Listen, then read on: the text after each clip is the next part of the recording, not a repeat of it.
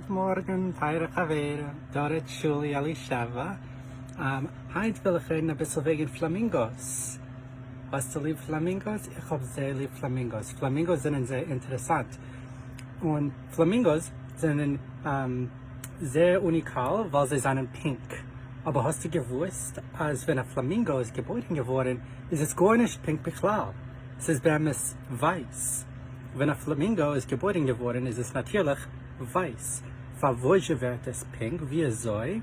Ein Flamingo ist ein besonderer Shrimp, was wohnt in Rosselwasser, das ist Brine Water. Es ist ein Shrimp. Und wenn die Flamingos essen, als ein Shrimp, werden sie pink. Und wenn die Flamingos sollen aufhören essen, als ein Shrimp, werden sie wieder weiß. Das ist sehr interessant. Ein Flamingo, was alle wissen, als ein Flamingo ist pink.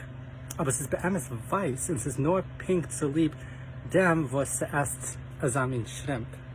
Wade ist das nicht koscher, doch sind die Flamingos nicht kein Jiden, wegen sie essen die Schrimpen. Das ist interessant. Und ich wünsche euch einen guten, interessanten Tag.